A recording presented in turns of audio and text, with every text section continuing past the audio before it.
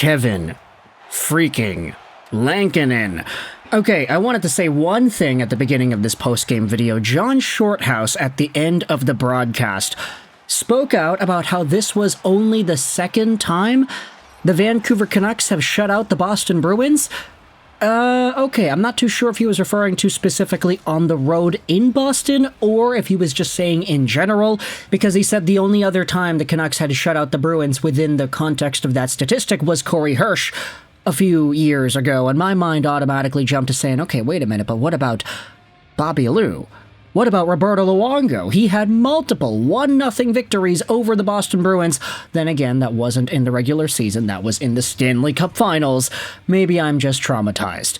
Maybe? Nah, I am.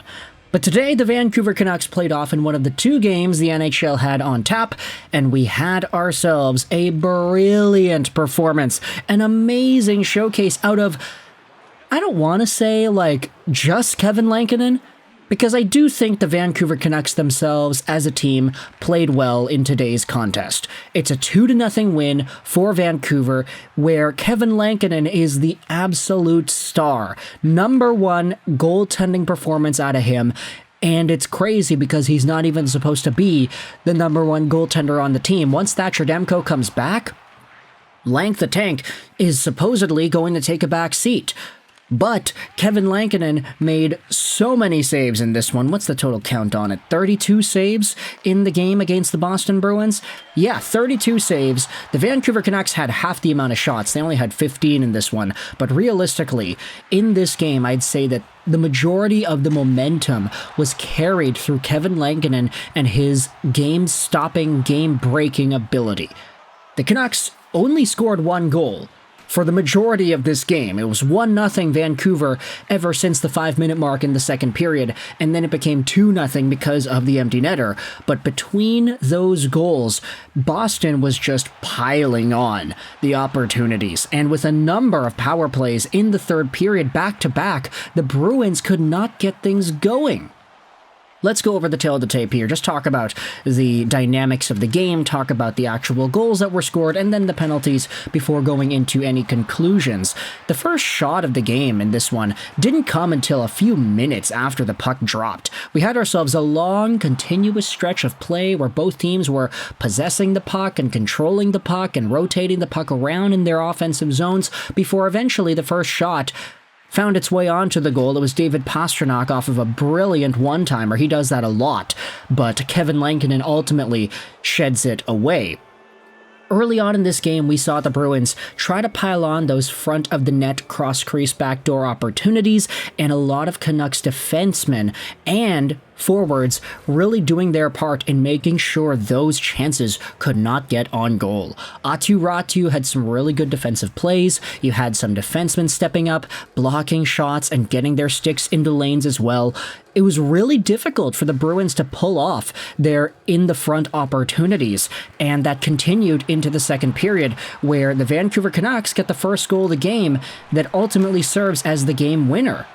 It's on the power play. The Canucks are rotating the puck around. They have themselves a really nice setup going. Besser goes over to Hughes, who rips it on goal. It bounces off of a few guys, and Jake Debrusk is right there, who eventually taps it in. He's got that net front presence goal, and it's 1-0 Vancouver.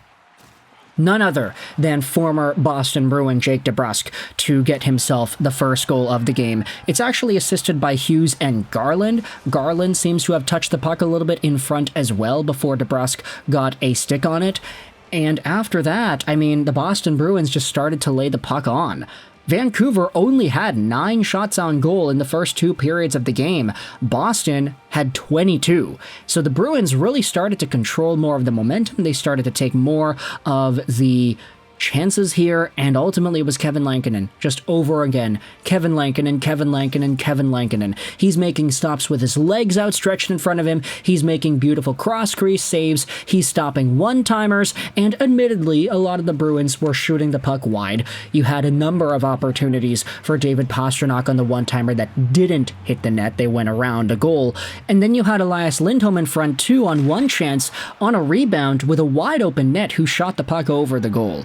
Justin Brazeau did the same thing earlier on in the first period. But in the third, this is where Boston really took the edge territorially, and it's why if you take a look at like money pucks deserve to win-o-meter, for example, the Boston Bruins had a much higher chance in winning this game, because in the third period it was just all Boston. They just had the majority of the opportunities. Even in the second half of the second period, Boston was just doing everything they could to score, but they just didn't score. Kevin Lankinen and the defense in front of him playing tremendous shutdown hockey. Lank, of course, making some brilliant saves when he needed to. I'd say that everybody pretty much played well, even the Boston Bruins did. They just could not get one to go. And ultimately in the third period, you had 2 back-to-back penalties for Vancouver, Dakota Joshua roughing against Justin Brazeau, and you also had yourselves Brock Besser on an interference call against David Pastrnak. Kevin Lankinen made the saves, he got in there, and he stopped up all the shots he needed to. Eventually, Conor Garland scores the empty net goal with minutes to go, or not even minutes to go, seconds to go. And that is your Vancouver Canucks verdict. Now, from my perspective, I was saying here that I was interested in seeing how this game was going to go down because I do have Jeremy Swayman on my fantasy team. Guess what? The guy made 13 saves on 14 total shots against, which is not bad, honestly. He had himself a pretty decent 920-something save percentage, which helps me out, obviously, but at the same time, in terms of quantity, in terms of quality, yeah, no, Kevin Lankinen was definitely the better goalie here. Plus, with the shutout, it's kind of making me think that I should have taken him a lot earlier in the year.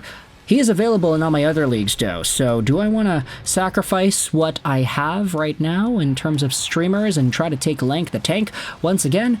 I don't really know. It's a difficult week here because everybody's playing on every few days. It's kind of odd how the numbers and the scheduling has worked out for the NHL this week.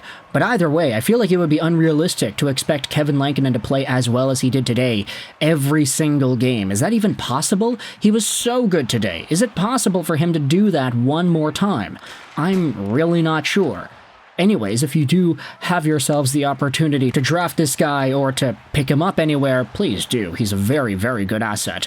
Ultimately, though, the Vancouver Canucks had themselves a 2-0 victory. This is their 8th straight win on the road. Kevin Lankinen has been a part of it every single game of the way, and he's been putting himself up in the record books here in one of the more underrated ways possible. I think they showed that stat off that only a select number of goaltenders have gone 8-0-0 on the road to start out their career with a new team. Such a particular stat, but it's not really something that I think will be replicated anytime soon.